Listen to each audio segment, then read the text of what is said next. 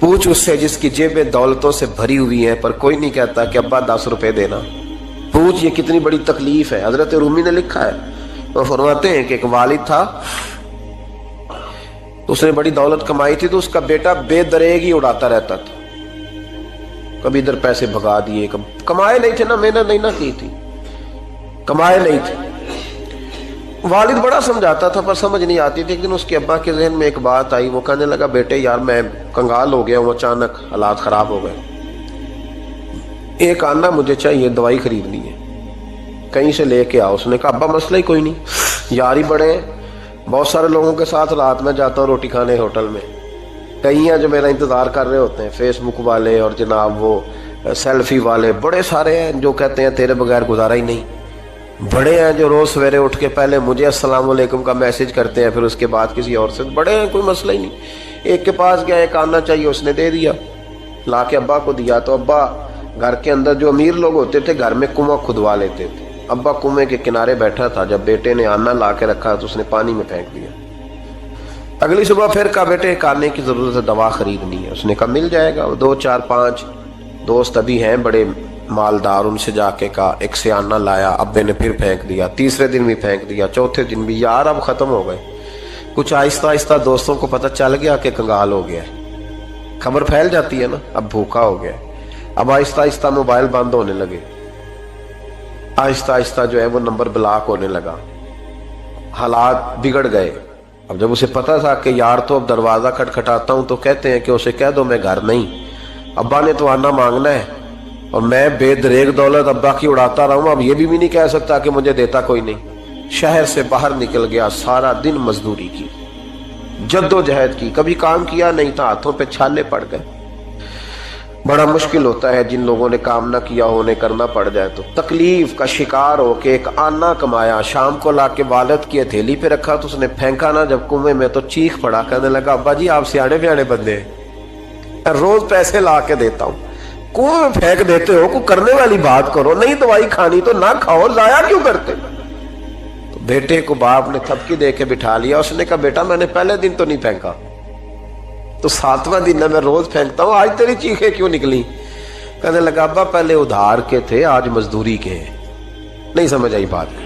پہلے بولیے اور آج میری محنت ہے، مزدوری ہے، جد و جہد ہے. تو والد کہنے لگا بیٹے یہی میں تجھے سمجھانا چاہتا تھا، وہ میرے بھی محنت کے ہیں جو تجھ روز یاروں کو کھلا آتا ہے، وہ میں نے بڑی جد و جہد سے جمع کی ہے، میں کنگال نہیں ہوا، صرف تجھے سمجھانا تھا.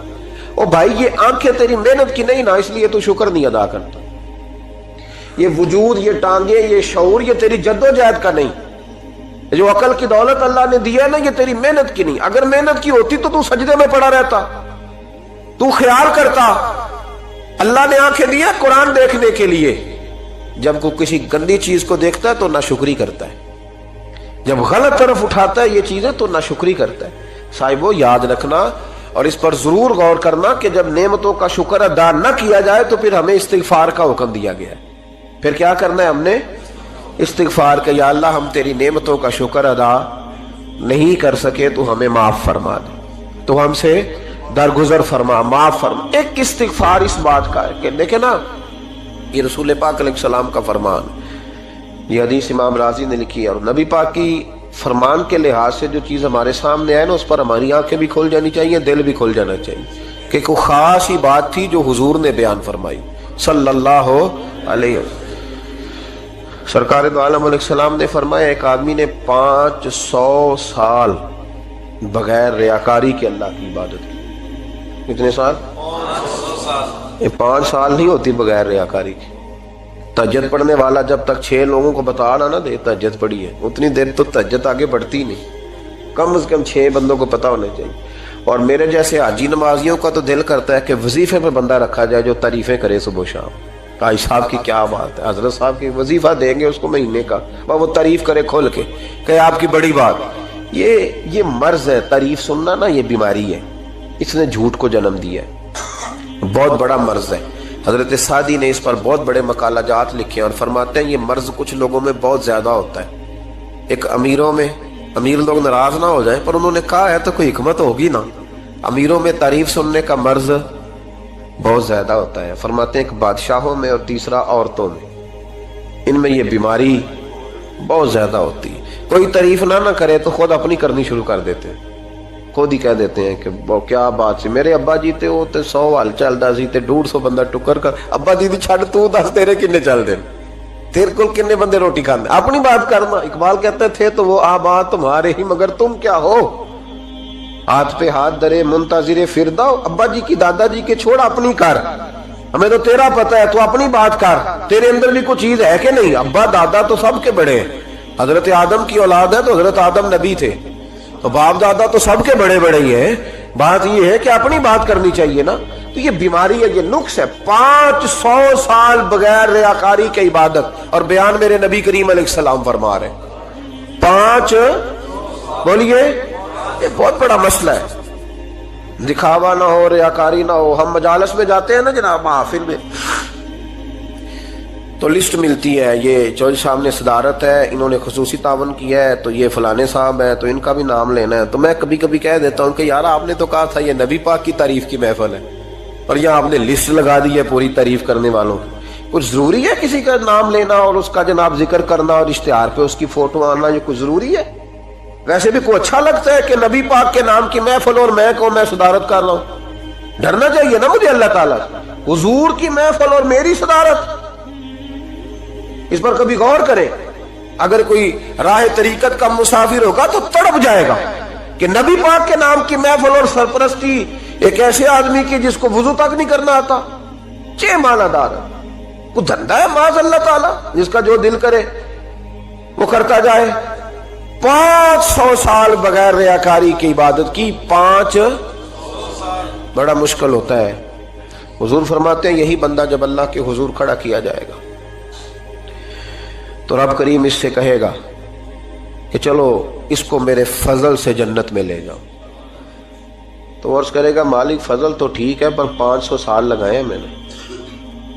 5 وہ مولوی صاحب میری طرح کے بیچارے جو امام مسجد ہوتے ہیں نا، تو وہ بھی کہتے ہیں جب میں آیا تھا تو 30 بچے تھے مسجد میں، اب 80 ہو گئے.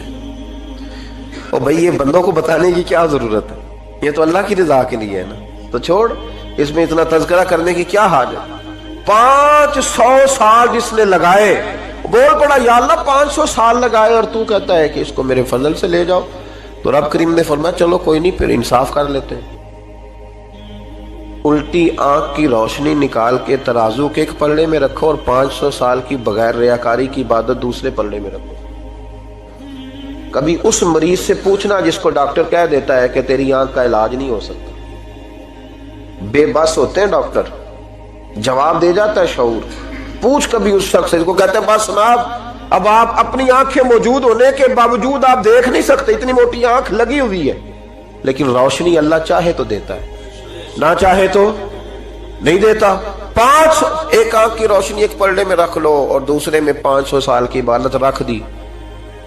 اللہ اکبر. تو رب کریم نے فرمایا اب تولو. جب تولی تو وہ عبادت تھوڑی تھی اور ایک نعمت زیادہ تھی. اللہ نے فرمایا یہ تو بھائی اس کو تو 500 سال دیے تھے، یہ تو ایک نعمت کا شکر نہیں ادا کر سکا، پکڑو اس کو دوزخ میں ڈالو. ایک کر کے کیا آیا ہے، پکڑو جہنم میں ڈالو، اس کو لے چلو. ترمذی شریف کے لفظ ہے، نبی پاک نے ہمیں سمجھایا اور ایک جملے میں ساری بات ختم کر دی. حضور فرمانے لگے تو اللہ کی تھوڑے دیے ہوئے رزق پہ راضی ہو جا، وہ بھی تیری تھوڑی عبادت سے راضی ہو جائے گا. اور اگر تیرا پروگرام ہے نا لمبی چوڑی جائیدادوں کا، تو پھر سجدے بھی لمبے کر، پر لمبے کرنا تو بھی. یہ کیا بات ہوئی، یہاں جتنی دولت بڑھتی جاتی ہے عبادت سکڑتی جاتی ہے، وقت ہی نہیں، ٹائم ہی نہیں. یہ بڑھا پھر. تو جب دوزخ میں جانے لگا نا تو پھر خیال آیا. تو حضور فرماتے ہیں استغفار کرنے لگا، کہنے لگا اللہ میں بھول گیا تھا، اللہ مجھے غلطی لگ گئی. استغفار کر رہا. تو جب اس نے استغفار کیا تو رب کریم تو پہلے ہی بڑا قبول کرنے والا ہے. یا اللہ میں بھول گیا تو فرمایا چلو جو استغفار کرے اسے تو میں ویسے ہی معاف کر دیا کرتا ہوں، اسے بخش دو، اسے میرے فضل سے جنت میں لے جاؤ. پہلا استغفار. ہمارے بزرگ نے ایک مراقبہ کراتے تھے. مراقبہ ان فی خلق السماوات والارض واختلاف اللیل والنہار لآیات لأولی الالباب. مراقبہ ہوتا تھا اللہ کی نعمتوں پر غور کرنے کا نام. تو اکیلا بیٹھ، گردن جھکا، اور غور کر خدا کا فضل کتنا ہے اور میری اس میں محنت کتنی، اس کا شمار کر۔ اس طرح کر کے 2 خانے بنا، ایک خانے میں اللہ کی نعمت رکھ اور دوسرے میں پھر اپنی محنت رکھ۔ اس کو کہتے ہیں مراقبہ، یہاں سے مراقبہ سٹارٹ ہوتا ہے۔ اور اگر تو شکر ادا کر رہا ہے تو پھر ٹھیک ہے، ورنہ پھر استغفار کر۔